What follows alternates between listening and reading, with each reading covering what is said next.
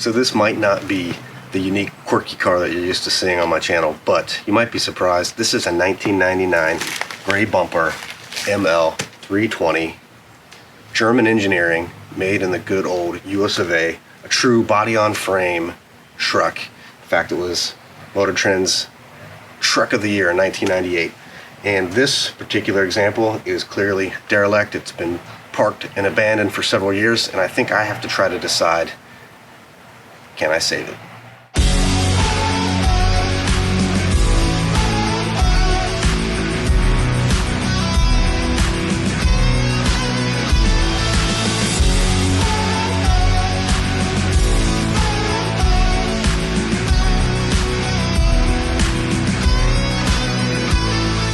Or maybe the better question is, should I save it?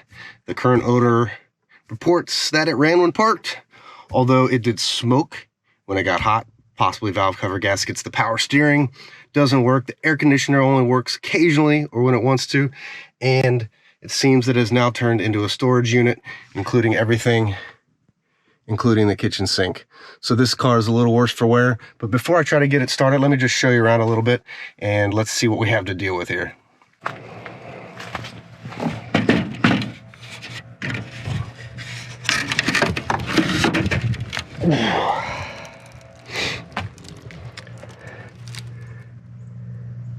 Pretty dirty.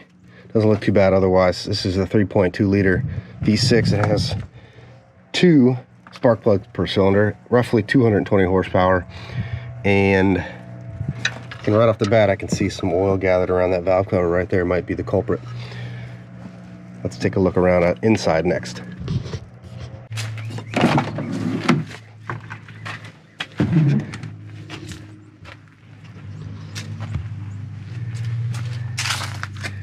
Well, it's got some rugs. Like I said, the kitchen sink. Looks like just empty boxes, so not sure what's in there, but mostly just pretty raw trash. Some scissors. Maybe some mouse debris in here. Nothing we can't fix. A little bit of an issue with the some pretty good rust on the gas cover. Tires look a little bit weak, low. Let's look at the front here. Some tearing in the interior, but not too bad. It's dirty. These weren't known to be super reliable, even though they were very tough. Let's see, I do have a key. Nothing though, it's completely dead. Maybe we'll give it a jump start and see if it'll run. Gross. Yep, a little crack on the knobs. Classic center console Mercedes window switches. It's pretty gross. Yeah, can work with this. All right, let's see if we can get a jump started.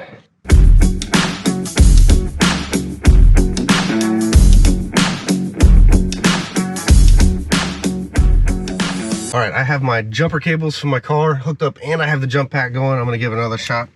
See if we have any hope of getting it started. Got the lights again.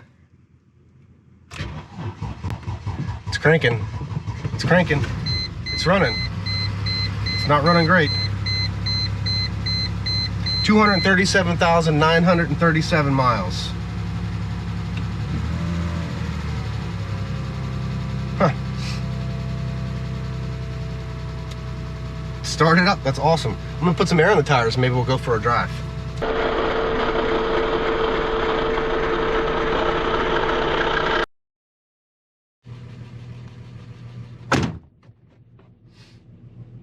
I think it's time for a quick jaunt around the neighborhood to see if this thing's worth saving. Power steering, a little heavy. See if we can overcome that. Don't care about the air conditioning today because it's February.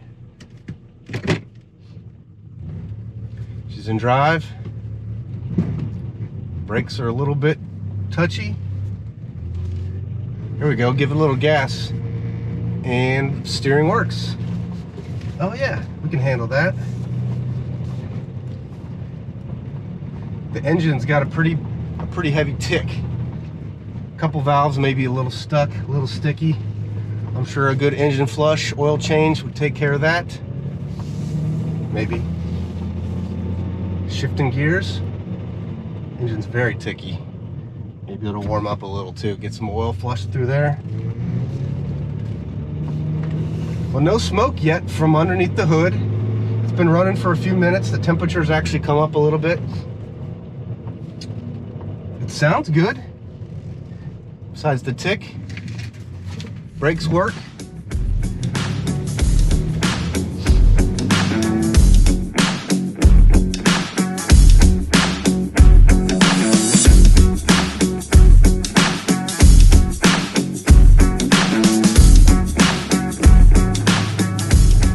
Seems to be driving pretty well. I do have quite a few lights on the dash, including the Bass ESP. I got the Bass ESP, I got the ETS, I got the ABS, and I've got some sort of oil light. Now I did check the oil, and the quantity seems sufficient, but it's just thrown up some sort of warning.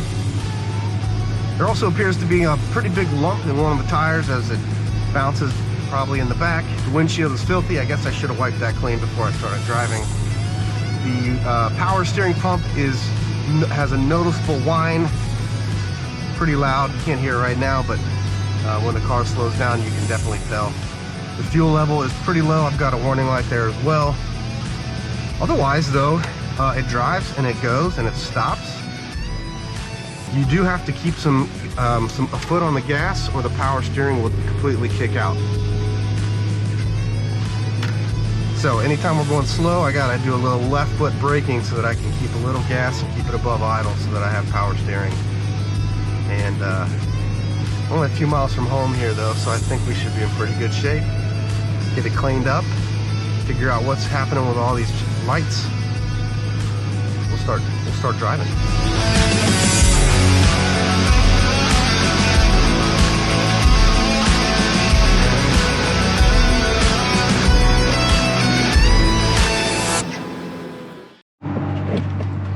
All right, well, I made it to 5. Good thing I didn't drive much longer. This brake is fried. Now, I didn't really feel it dragging, but it's clearly about to catch on fire. So I might hose that off a little bit to get it cooled down. So if I were to bet, or maybe there isn't a valve cover leak, the smoke that the owner was seeing is in fact a frozen caliper on the front brake here. Otherwise, I'm good to go.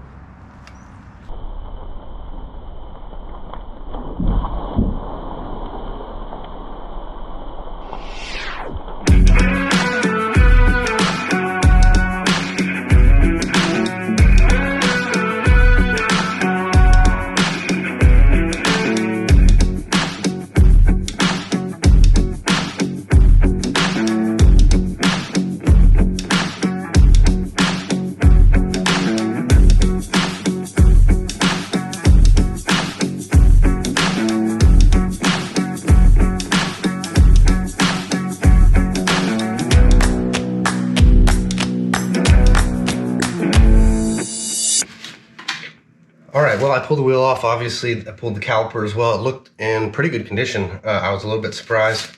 The caliper piston looked decent with a good quality O-ring. I didn't see really any signs of disrepair. The pads had a lot of life left on them. The one thing I did find, though, was the brake wear sensor is completely molten. Something inside there did not like what was going on, and so I just pulled that off, so there won't be a sensor on this wheel for the time being. So I would assume the smoke came from here, all that smoke. The question is the smoke simply because this melted, or did this melt because something else was causing it to overheat? So I'm not 100% sure what's going to happen, but I was able to crack the bleeder screw, get a little bit of the brake fluid out, get the pads and the calipers cleaned up real nice. I got them re-greased. I've got everything reinstalled, and I'm going to go ahead and stick the wheel back on and drive it around and see if maybe that was all we had to deal with there. And if so, I'm in good shape. Let's get going.